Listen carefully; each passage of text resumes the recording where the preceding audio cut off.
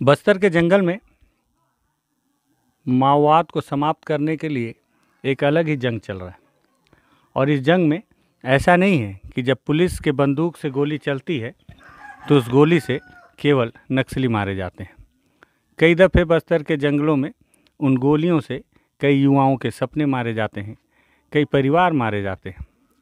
समय बेसमय कई बार पुलिस पर आरोप भी लगते रहते हैं और ऐसे ही कई आरोपों के बाद, ऐसे ही कई गलतियों के बाद एक काला सच सामने आता है। ऐसा ही एक सच लेकर आज आपके सामने आया हूँ। नमस्कार, मैं विकास तिवारी हूँ और आप बस्तर टॉकीज़ देख रहे हैं।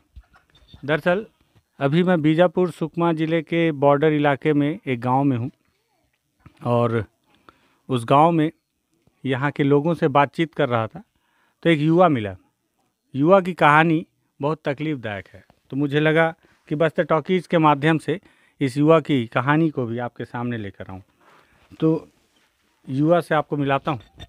दादा, क्या नाम है आपका? गजेंद्र कुमार मंडावी। और गांव का नाम क्या है आपके? ग्राम मिट्टागुड़ा। मिट्टागुड़ा जी। तो मिट्टागुड़ा के आप हैं गजेंद्र? जी। गजेंद्र भैया, ये बताओ कि आप पढ़ाई कहाँ तक की हो? मैं कक्षा 9वीं तक पढ़ाई किया। और उसके आगे क्यों नहीं पढ़े?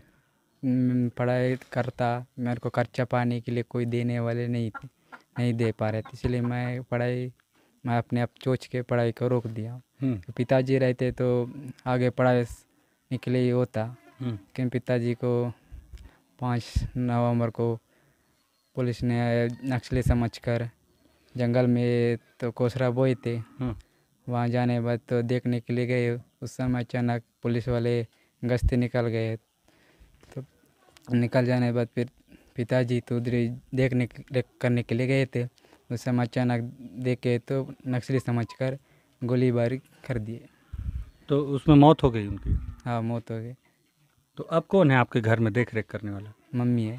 मम्मी जी। और सबसे बड़े लड़के कौन, आप ही हो? मैं ही हूँ। और घर में कौन कौन है आपके? मेरे भाई है, 2 भाई लोग हैं, 2 बहन लोग हैं, छोटे छोटे लोग हैं। दोनों छोटे हैं चारों? हाँ, छोटे तो छोटे। उनको पढ़ा रहे हो कि नहीं?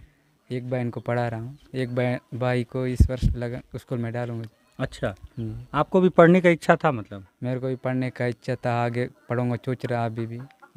अभी भी मन है पढ़ने का? जी। लेकिन अब फिर अगर आप अभी पढ़ने जाओगे तो घर कौन संभालेगा? मेरा भाई संभालेगा। कौन, छोटा भाई? जी। अच्छा, वो नहीं पढ़ाई करता है क्या? वो नहीं किया पढ़ाई। क्या बनना चाहते थे गजेंद्र पढ़ाई वढ़ाई करके? इंजीनियर। इंजीनियर बनना चाहते थे।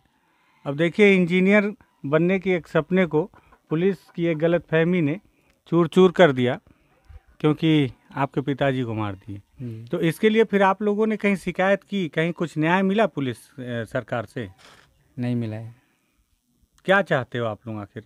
कुछ चाहते हो आज भी सरकार से न्याय के तौर पे, कुछ मुआवजा मिले? कुछ चाहते हैं हम। क्या चाहते हो बताओ?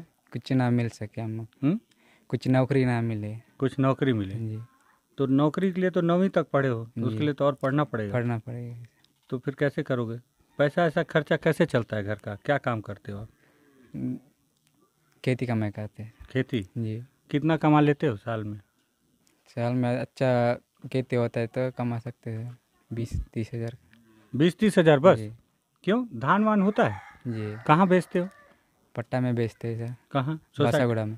बासागुड़ा ले जाते हो? तो वो जो सरकार खरीदती है? जी सर। वहाँ खरीदती है आपका धान? खरीदते सर। अच्छा, और ये महुआ हुआ बीनते हो कि नहीं? बीनते। महुआ बीनते हो? जी। तो महुआ कहाँ बेचते हो? बाजार में। सरकार को नहीं बेचते हो? सरकार को ही बेचते हैं। नहीं तो बाजार में कौन खरीदता है? दुकान वाले।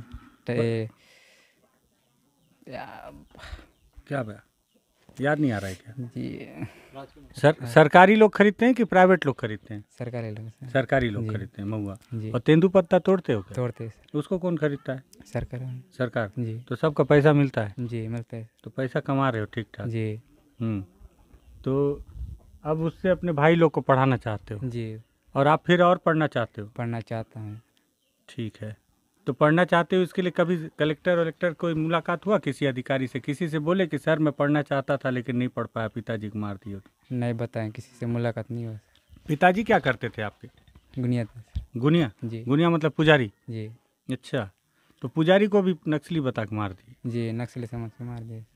वहाँ केस में बताए पूरा नक्सली है, पूरा बता दिए। अच्छा, केस भी बता दिए उसने? जी, नक्सली को बता तो दिया। थे कि नहीं थे? सही सही बताना। नहीं थे सर, पुजारी थे, पार्टी काम नहीं करते थे? नहीं करते थे। अच्छा, ओके।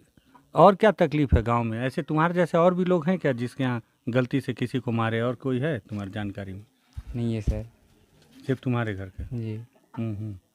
ऐसे किसी मारपीट की है, 2 लोगों को मारपीट की है। मारपीट की? जी, तो पढ़ने कहाँ, तुम पढ़ते कहाँ थे गजेन? कुआकोंडा में। कुआकोंडा, ये दंतेवाड़ा पड़ता है जी, ना?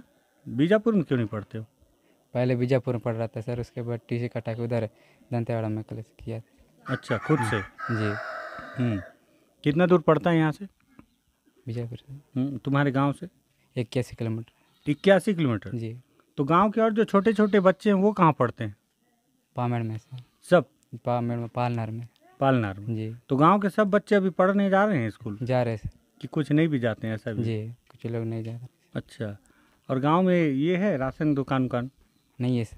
नहीं है? नहीं है। तो चावल कहाँ से लेते हो? अभी तो चावल भी नहीं ले रहे सर। कहाँ से लेते हो, खाते हो फिर? पामेड़ से लेते थे पहले, अभी बंद कर दिए। क्यों? पता नहीं। हम्म?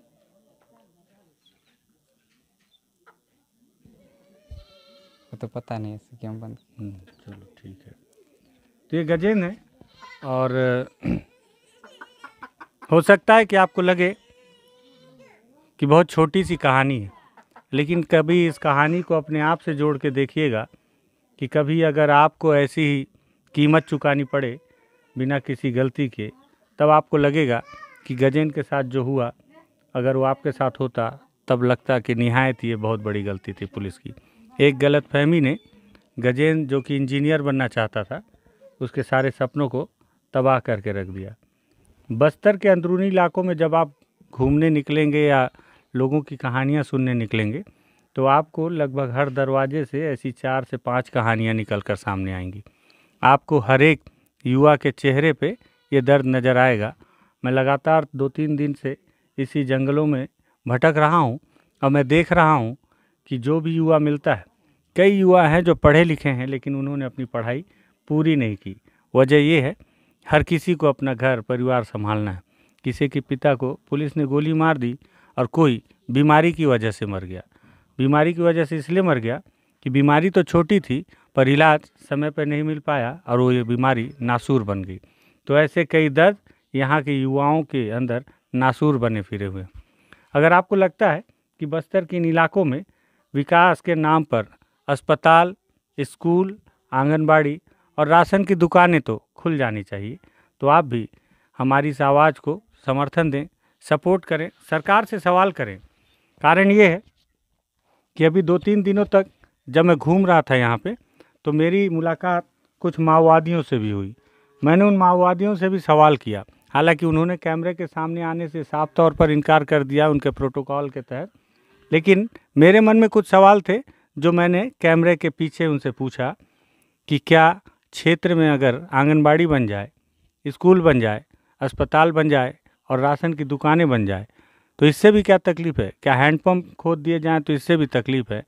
तो उन्होंने भी साफ तौर पर इस पर अपनी स्वीकृति दी है कि इन सारी चीज़ों की आवश्यकता ग्रामीणों को है। यदि सरकार ये सारी व्यवस्थाएं अंदरूनी इलाकों तक पहुंचाती है तो इससे माओवादियों को किसी तरह की आपत्ति नहीं है। तो मैं सरकार से निवेदन करूंगा कि सड़क और कैंप आप अपने पता नहीं जिस भी उद्देश्य से बना रहे हों, लेकिन कम से कम आंगनबाड़ी, अस्पताल और हैंडपम्प तो ज़रूर बनाएं। अगर लगे कि इस आवाज़ को बुलंद किया जाए तो शायद ग्रामीणों की ये मांग पूरी हो, तो आप भी हमारी इस मुहिम में शामिल हों। धन्यवाद।